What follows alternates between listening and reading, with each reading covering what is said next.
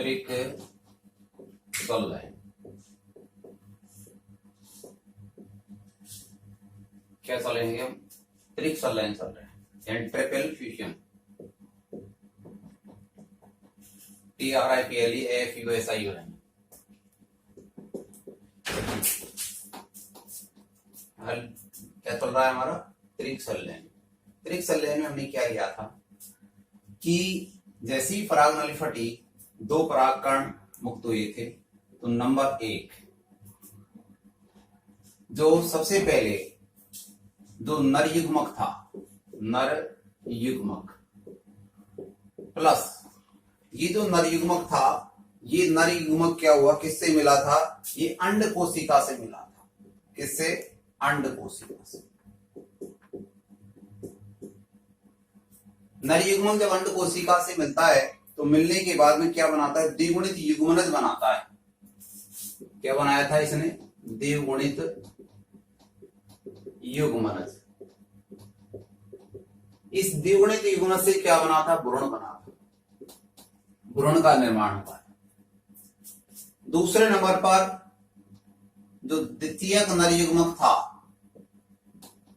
द्वितीयक नर युग्मक प्लस द्वितीयक केंद्रक, द्वितीयक केंद्रक।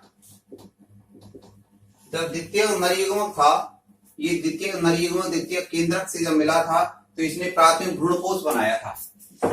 प्राथमिक भ्रूणपोष यानी प्राथमिक भ्रूणपोष का निर्माण हो गया। ये प्राथमिक जो भ्रूणपोष था, इसी से भ्रूणपोष बना। यही क्या है? यही भ्रूणपोष का निर्माण करेगा। तो यहां पर एक केंद्रक तो ये वाला और एक इसके, तो 3 केंद्रकों का एक जगह संलयन हुआ और 3 केंद्रकों के संलयन के फलस्वरूप बना था भ्रूणपोष। यानी कि 3 केंद्रकों के संलयन के फलस्वरूप क्या बना है? भ्रूणपोष का निर्माण हुआ है। तो हमको यही देखना है कि भाई भ्रूणपोष बना कैसे। भाई यहां तो हमने देखा कि नर युग्मक प्लस अंडकोशिका इज इक्वल टू द्विगुणित युग्मनज बनाता है और द्विगुणित युग्मनज इसी से भ्रूण का परिवर्तन हो जाता है। इसके बाद में सेकंड नंबर का जो फर्टिलाइजेशन होता है उसमें द्वितीयक नर युग्मक प्लस द्वितीयक केंद्रक मिल गए आपस में, प्राथमिक भ्रूणपोष बना लिया। इस प्राथमिक भ्रूणपोष से क्या बना? भ्रूणपोष का निर्माण हुआ। तो यहां पर 3 केंद्रकों का संलयन हुआ, एक इसका केंद्रक और 2 केंद्रक इसके। 3 केंद्रकों का संलयन हुआ, इसलिए इसको बोलते हैं ट्रिपल फ्यूजन, त्रिक संलयन कहते हैं। तो हमको तो पढ़ना ये है, आज हमको ये देखना है कि भ्रूणपोष बना कैसे, भ्रूणपोष के निर्माण की प्रक्रिया हमको समझनी है। तो सबसे पहले तो हमको ये देखा कि जो भ्रूणपोष है वो त्रिक संलयन के फलस्वरूप बनता है। किसके? त्रिक संलयन के फलस्वरूप भ्रूणपोष का निर्माण होता है। अब ये जितनी भी घटनाएं आ जाती है, ये आ जाते हैं निषेचन पश्य, निषेचन पश्य संरचनाएं व घटनाएं, संरचनाएं व घटनाएं, इनमें आती है सब कुछ। निषेचन पश्य संरचनाएं और घटनाएं, यानी इसमें हमने देखा कि निषेचन के फलस्वरूप, निषेचन तो हो गए यहां पर। भाई निषेचन के फलस्वरूप क्या होता है? तो इसमें निषेचन जैसे हुआ तो निषेचन के बाद में बाह्य दल, बाह्य दल, दल वर्तिका, बाह्य दल, दल और क्या? वर्तिका। ये जो है ये क्या हो जाते हैं? गिर जाते हैं, नष्ट हो गए। कहने का मतलब ये गिर जाते हैं। बाह्य दल भी और वर्तिका ये भी गिर जाते हैं। और जो बीजांड है, क्या? बीजांड, बीजांड बीज में बदल जाता है, बीजांड बीज में परिवर्तित हो जाता है, बीजांड से क्या बन गया, बीज बन गया। अंडाशय से, अंडाशय से क्या बन गया, फल बन गया, फल में बदल गया, अंडाशय से फल परिवर्तित हो गया। तो ये जो घटना आती है, ये सभी जो घटना है ये वाली बाह्य दल निषेचन के बाद में बाह्य दल वर्तिका ये गिर जाते हैं, बीजांड बीज में बदल जाते हैं, अंडाशय से फल बन जाता है। ये जितनी भी घटना है वो कहलाते हैं निषेचन पश्य घटनाएं। तो निषेचन पश्य घटना क्या होती है इसको समझ लेना परिभाषा को, कि निषेचन पश्य घटना क्या है। निषेचन के बाद में पुष्प के बाह्य दल पुमंग, बाह्य दल पुमंग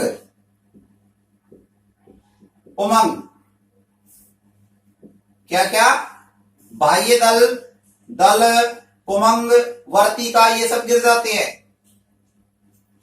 बीजांड से बीज बन जाता है, अर्थात बीजांड बीज में बदल जाता है और अंडाशय फल में बदल जाता है। ये घटना क्या कहलाती है, निषेचन पश्य घटना कहलाती है ये। तो निषेचन पश्य घटना में क्या आता है, भ्रूणपोष आता है। क्या आता है, भ्रूणपोष आता है। तो अब ले रहे हैं भ्रूणपोष।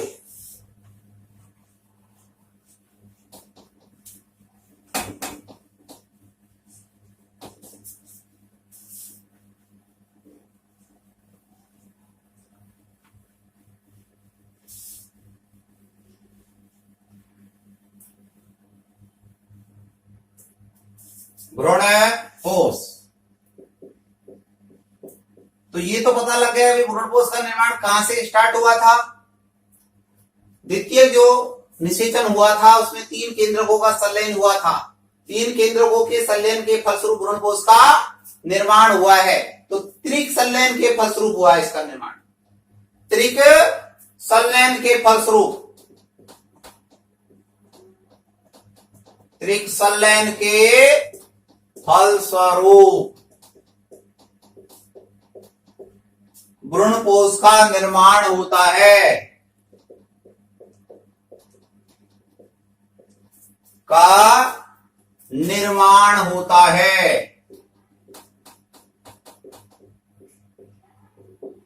निर्माण होता है। किसके फलस्वरूप, त्रिक संलयन के फलस्वरूप भ्रूणपोष का निर्माण होता है।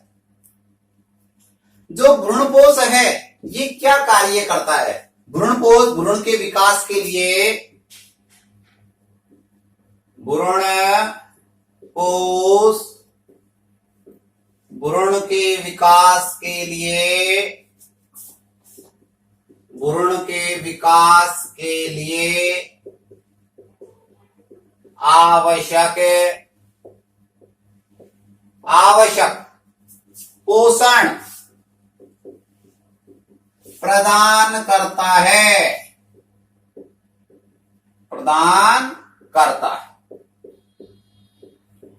भाई इस बात को मुख्य रूप से ध्यान में रखना पड़ेगा कि भ्रूणपोष क्या करता है, भ्रूण के विकास के लिए आवश्यक पोषण प्रदान करने का कार्य करता है।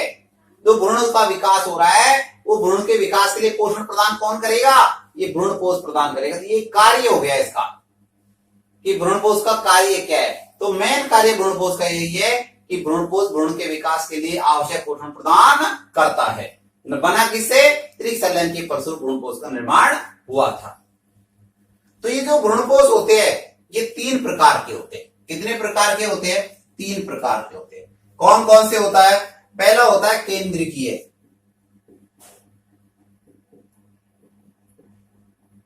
केंद्रीय भ्रूणपोष। दूसरा कौन सा होता है, कोशिकीय भ्रूणपोष।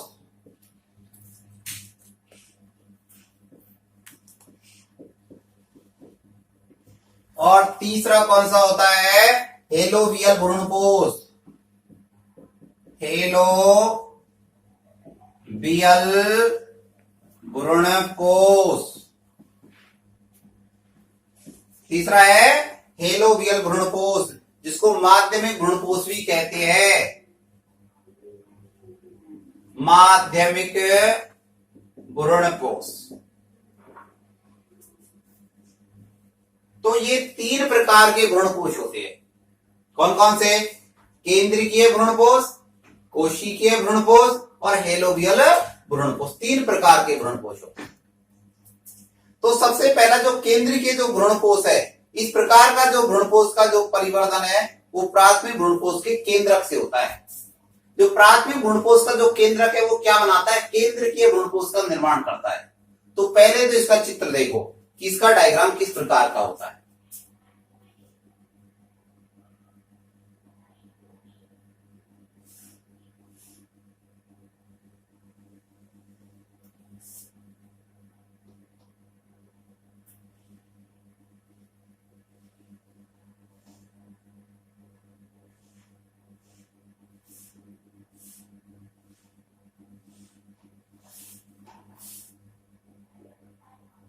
इस प्रकार का इसका आकार होता है।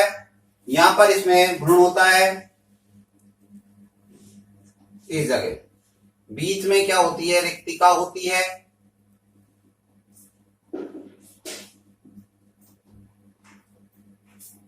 ये जो इसका भाग है वो क्या होता है? रिक्तिका होती है।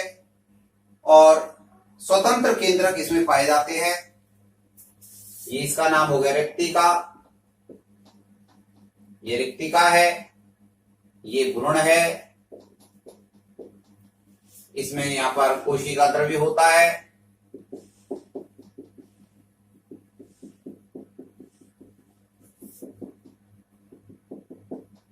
इसमें कोशिका द्रव्य है, ये कोशिका द्रव्य है। यहां पर ये स्वतंत्र केंद्रक है, इनको बोलते हैं स्वतंत्र केंद्रक।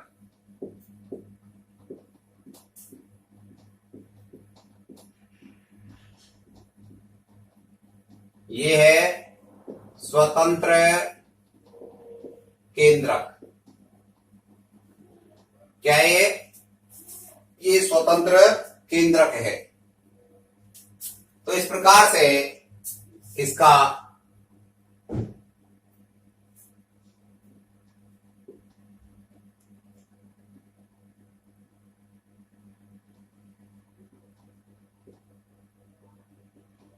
ये मुख्य रूप से इसका डायग्राम होता है। तो ये किस प्रकार का भ्रूणपोष है? ये केंद्रीय भ्रूणपोष है। कौन सा है ये केंद्रीय भ्रूणपोष है। तो इस प्रकार का जो भ्रूणपोष है इसका परिवर्तन किससे होता है? प्राथमिक भ्रूणपोष के केंद्रक के आरंभ होने से सतत केंद्रक विभाजन होता है। प्राथमिक भ्रूणपोष का जो केंद्रक है वो लगातार बार बार विभाजन करता है और बार बार विभाजन करता है। तो इस प्रकार के केंद्रीय भ्रूणपोष का निर्माण हो जाता है। तो इसमें सारे जो केंद्रक है वो धीरे धीरे विभाजन करते हुए परिधि के और विन्यासित होते जाते हैं और मध्य में क्या बन जाते हैं? रिक्तिका का निर्माण हो जाता है। तो ये कौन सा हुआ? केंद्रीय भ्रूणपोष का निर्माण हो गया। पहला है केंद्रीय भ्रूणपोष। तो इस प्रकार के जो भ्रूणपोष है इसका परिवर्तन किससे होता है? प्राथमिक भ्रूणपोष केंद्रक का बार बार विभाजन होता है। उस केंद्रक के बार बार विभाजन से कितने सारे केंद्रक दिखाई दे रहे हैं इसमें? तो अनेक केंद्रक बन जाते हैं। किंतु क्या होता है? केंद्रक के चारों भित्ति का निर्माण नहीं होता है। ये इसमें मेन बात है। तो केंद्रक तो अनेक बन जाते हैं लेकिन इसमें केंद्रक के चारों क्या होता है? इसमें भित्ति का निर्माण नहीं होता है। इस प्रकार के बने केंद्रक परिधि की ओर विन्यासित हो जाते हैं और ये सारे काम कहां गए? ये सब परिधि की ओर आ गए। और बीच में क्या बन जाती है? एक मध्य में आपको दिखाई दे रही है, मध्य में क्या बन गई? रिक्तिका बन गई है। मध्य में रिक्तिका का निर्माण हो जाता है और कुछ समय बाद भित्ति निर्माण से कोशिकीय हो जाता है। यानी पहले तो भित्ति का निर्माण नहीं होता है लेकिन बाद में जाकर कुछ समय के बाद में भित्ति का निर्माण स्टार्ट हो जाता है, जिससे केंद्र के जो भ्रूणपोष है कोशिकीय भ्रूणपोष में बदल जाता है। तो उदाहरण लिए नारियल का पानी। जो नारियल का जो पानी है वो किस प्रकार का है? वो केंद्र के भ्रूणपोष का एग्जाम्पल है। इसके अलावा कुछ एक बीज पत्री में भी आ जाते हैं। तो एक बीजपत्री पौधे में अनेक प्रकार के इसमें उदाहरण हम ले सकते हैं वैसे तो दूसरा लेते हैं अपन कोशिकीय भ्रूणपोष। तो दूसरा कौन सा है? कोशिकीय भ्रूणपोष। इसमें जो भ्रूणपोष है वो केंद्रक के प्रत्येक विभाजन के बाद केंद्रक का प्रत्येक विभाजन होता है। केंद्रक के प्रत्येक विभाजन के बाद कोशिका भित्ति का निर्माण हो जाता है। इसमें भित्ति का निर्माण नहीं हुआ था, लेकिन इसमें भित्ति का निर्माण हो जाता है। अतः ये आरंभ से अंत तक कैसा रहता है? कोशिकीय रहता है। नाम आ रहा है कोशिकीय, तो प्रारंभ से लेकर के अंत तक ये कैसा रहता है? ये कोशिकीय ही रहता है। लेकिन इसमें ये ध्यान रखने की बात है कि ये जो भ्रूणपोष होता है इसमें चूस्कांक विकसित हो जाते हैं। क्या बन जाते हैं? इसमें चूस्कांक विकसित हो जाते हैं। एग्जाम्पल क्या लिया हमने? कुकुरबिटेसी कुल के पौधे। तो कुकुरबिटेसी कुल के पौधे जैसे मैग्नोलिया, तो मैग्नोलिया में इसी प्रकार का भ्रूणपोष पाया जाता है। कोशिकीय भ्रूणपोष में चूस्कांक पाए जाते हैं। इस चित्र में दिखाई दे रखे हैं कि इसमें क्या है? ये भित्ति का निर्माण हो जाता है इसमें, और ये चूस्कांक विकसित हो जाते हैं। तो तीसरे नंबर का आ जाता है हेलोबियल भ्रूणपोष। तीसरा कौन सा है? हेलोबियल भ्रूणपोष। ये जो भ्रूणपोष है दोनों के मध्य का भ्रूणपोष है, यानी केंद्रीय भ्रूणपोष और कोशिकीय भ्रूणपोष के मध्य का भ्रूणपोष है, इसलिए इसको माध्यम भ्रूणपोष भी कहते हैं। इसलिए एक नाम और है इसका, नाम हेलोबियल क्यों पड़ा था इसको? क्योंकि एक बीजपत्री जो पादप होते हैं, एक बीजपत्री पादपों का जो हेलोबियल गण होता है उन्हीं में पाया जाता है केवल ये, इसलिए नाम पड़ गया इसका हेलोबियल भ्रूणपोष। तो ये जो चित्र दिखा रखा है हमने, ये हेलोबियल भ्रूणपोष का है। इसमें क्या होता है? प्राथमिक भ्रूणपोष केंद्रक है, इसका प्रथम विभाजन होता है। प्रथम विभाजन से भित्ति का निर्माण हो जाता है। इसमें जब प्राथमिक भ्रूणपोष जो प्रथम विभाजन जब होता है, तो प्राथमिक भ्रूणपोष का जब केंद्रक का प्रथम विभाजन होता है उसमें दो प्रकोष्ठ बनते हैं। एक प्रकोष्ठ ये दिखा रखा है, एक प्रकोष्ठ ये दिखा रखा है, दो प्रकोष्ठ बन गई है। ऊपर का बड़ा वाला जो प्रकोष्ठ है यहां से लेकर यहां तक का, इसको कहते हैं बीजांडद्वारीय प्रकोष्ठ, और नीचे वाला जो छोटा प्रकोष्ठ है वो निभागी प्रकोष्ठ बोलते हैं। निभागी छोर वाली जो छोटी कोशिका है इसका केंद्रक के मुक्त विभाजन होता है, और मुक्त विभाजन केंद्रकों के में मुक्त विभाजन होता है तो केंद्रों की संख्या बढ़ती जाती है इसमें, परंतु कोशिकीय भित्ति का निर्माण नहीं होता है। इन केंद्रकों का मुक्त विभाजन तो होता है इसमें, लेकिन इसमें क्या नहीं होता है? इसमें कोशिका भित्ति का निर्माण नहीं होता है इस वाले में। ऊपर वाला दिखा रखा है बीजांडद्वारीय प्रकोष्ठ। बीजांड द्वार वाली बड़ी कोशिका में केंद्रक विभाजन व भित्ति का निर्माण साथ साथ होता है, यानी इसमें केंद्र का विभाजन भी होता है और भित्ति का निर्माण दोनों एक साथ होते हैं, साथ साथ होते हैं। यह केवल एक बीजपत्री के हेलोबियल गण में पाया जाता है, इसलिए इसका नाम दिया गया है हेलोबियल भ्रूणपोष। अब इसका एग्जांपल क्या लिया? एक बीजपत्री पौधे। तो एक बीजपत्री जो पौधे है उसमें हेलोबियल जो गण है उसमें कौन सा भ्रूणपोष होता है? हेलोबियल भ्रूणपोष पाया जाता है। भ्रूणपोष के कार्य हम ले रहे हैं। भ्रूणपोष के कार्य, पहला कार्य ये है कि बीज अंकुरण के समय, जब बीज का अंकुरण होता है उस समय जो भ्रूणपोषी जो बीज होते हैं उनकी बात कर रहे हैं। बीज अंकुरण के समय भ्रूणपोष नवोद्भिद को भोजन प्रदान करता है। ये जो नवोद्भिद पादप होता है उसको भोजन प्रदान करने का कार्य कौन करता है? भ्रूणपोष ही करता है। दूसरा कार्य है भ्रूणपोष कोशिका जो होती है उनमें कार्बोहाइड्रेट भी होता है, उनमें वसा भी होता है, प्रोटीन भी उपस्थित होता है। क्या क्या पाया जाता है भ्रूणपोष कोशिकाओं में? कार्बोहाइड्रेट, वसा, प्रोटीन पाया जाता है। जो भ्रूण परिवर्तन की प्रारंभिक जो अवस्था होती है, भ्रूण परिवर्तन की जो पहली स्टेज होती है उसमें पोषण उपलब्ध कराने का कार्य करता है। तीसरा कार्य है कुछ पौधों में कोशिकीय भ्रूणपोष के अंदर क्या पाए जाते हैं? चूस्कांक पाए जाते हैं। कोशिकीय भ्रूणपोष पढ़ा था उसमें बताया था कि इसमें भ्रूणपोष में चूस्कांक होते हैं। तो जो ये चूस्कांक पाए जाते हैं ये क्या करते हैं? भ्रूणपोष या उसके बाद उपस्थित कोशिकाओं से भोजन का चूषण करने का कार्य करते हैं। तो ये चूस्कांकों की सहायता से क्या करते हैं? भोजन को चूषण करने का कार्य ये करते हैं। तो इस प्रकार से ये हमारे भ्रूणपोष के कार्य हो गए। तो भ्रूणपोष आज हमारा कंप्लीट हो